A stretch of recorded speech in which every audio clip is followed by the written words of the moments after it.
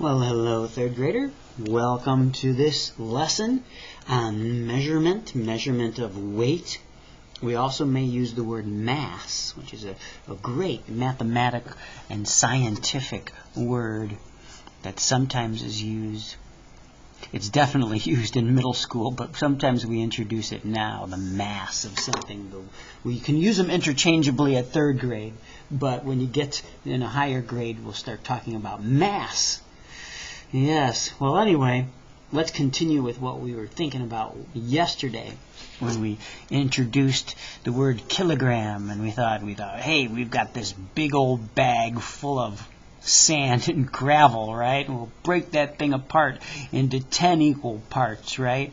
And when we have 10 equal parts, we know there's 10 hundreds inside of 1,000 grams, and so we kind of got a good feel for what 100 grams is. And then we took one of these hundreds apart and we broke it into 10 parts. Remember that? And then we got a good feel for what 10 grams would be. And then we took that one piece, 10 gram, and we broke that apart into 10 parts, and that was 1 gram, right? The smallest of the units that we were working with. Anyway, let's match up some of these objects here with these units, right? And let's go with the lightest one first, right? By the way, this sure looks, I don't know if they put a spark plug there, but it sure looks like a spark plug that we might see in a motor, in an engine. We got pennies, we got a paper clip, we got an apple. The lightest of these would be the small paper clip. And so it would be fair to choose the lightest of these weights and connect the paperclip with the 1 gram. Okay? Another one you could think of as a peanut. You know, one single peanut might be 1 gram. Let's move on. The next heaviest probably would be the 4 pennies. And probably the 4 pennies we could connect with the 10 grams. Wait a second. I'm so glad I discovered this. I don't think that's a spark plug. Like, why would they put a spark plug in a third grade math problem? You know, if you knew the whole time and you're just waiting for me to figure it out, thank you for your kindness and your patience. This is a water bottle. This is a water bottle. Oh my goodness. Oh, that makes a lot of sense. The 4 pennies are probably 10 grams. I think that's where we were. And this apple is probably about 100 grams. In this full water bottle, and the important word there is full, the full water bottle would be about a kilogram, 1 kilogram, which, as you remember from yesterday, is equal to 1,000 grams. Okay? I'd like you to take a look at another problem, or a series of problems. I don't know if we got to talk about the different kind of scales that we use when measuring, but this particular type of scale has a name. It's named after this little platform that's on the top, right? And it's called a platform scale. So the platform scale allows for us to put something on top of it.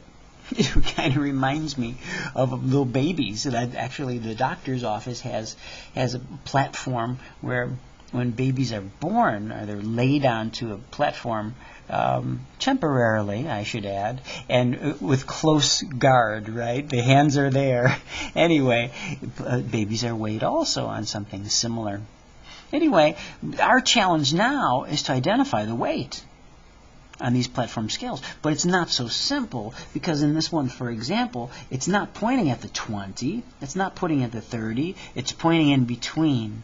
And each of these units appears to be ones. So if we start at 20 and count by ones, let's see what we get. 21, 22, 23, 24, 25. Well, if that's what you were thinking, I would agree. Now 25 what? This is a big item. Look at the unit here. kgs. Okay, that's important here. And I'm going to put the abbreviation for kilograms because it's very clear. kgs are kilograms. Next, we got some soil on top of this one. It's not on the 8. It's not on the 10. Well, obviously there's just one number directly in between 8 and 10, so we've got 9 kilograms. If you're thinking, hey, that's obvious, well, wait till we get to some more trickier ones like this one. Here we're at 0, and here we're at 250. All the way around once is 500. So what do we suppose is going on? We got 1, 2, 3, 4, 5. We got 5 strong marks there. What do you suppose they could be? So if someone said, well, they're 10s, we could just see if it's true. 10, 20, 30, 40, 50. No, it can't be 10s. Well, could there be hundreds? 100, 200, 300, 400, 500. No, it couldn't be hundreds. Half of 100? What's that? 50. Let's try it. 50, 100, 150, 200. 250. That's it. These are 50s. And if these are 50s and its scale's pointing to that, let's count by 50s to get there, right? 50, 100, 150, 200. We've got an answer. 200. 200 what? 200 G's. 200 grams. All right? See, all of this is getting us a little bit more familiar with what the typical weight might be for different items. And that's a good thing. We want to be aware, right? Looks like we got 2 bananas on top of this scale, and they did us a favor here. They took this little box and enlarged it so that we could see how it would look if we were up close. So we've got 360 at this solid black line, 370 at this solid black line, and right in between would be the number right between 65 and 70, right? That one's got to be 365. Now, from there, these look like these individual hash marks are representing ones. So 365, 366, 367, we got an answer. 367. What's the unit? Grams for 2 bananas. Okay. Now we got 1 banana on this other scale. And once again, so that we could see the needle and what it's pointing to, they enlarged it for us. We got a number here at this dark black line of 100, and at this black line of 110. Right in between is a solid line, and it's exactly in between 100 and 110, which would be 105, right? Halfway between. So this banana, 105 grams. All right? So this is an important skill. This is a life skill. Us looking at scales when there's not measurements exactly is a really important life skill. And if you approach it the way we just did together, that's one way that you might be able to make sense of the scale. Okay? Moving on. In your journal, you're going to see something like this, which could be lots of fun and would be really meaningful and would really get you familiar with things that weigh about 1 kilogram or 100 grams or 10 grams or 1 gram. Here's the thing. You're doing this at home and it asks you to check your estimate by weighing it on a scale. I don't know if you have a scale. If you have a scale at home that you could actually measure small amounts like 1 gram, that's awesome. But many of us don't. So I'm not asking you to do this, but I'm saying if you'd like to, it would be really useful and it would be really interesting. Okay? I am going to ask you to send me a photo of the exit ticket, and this is how the exit ticket looks, where you measure a scale, and again, how much do the potatoes weigh?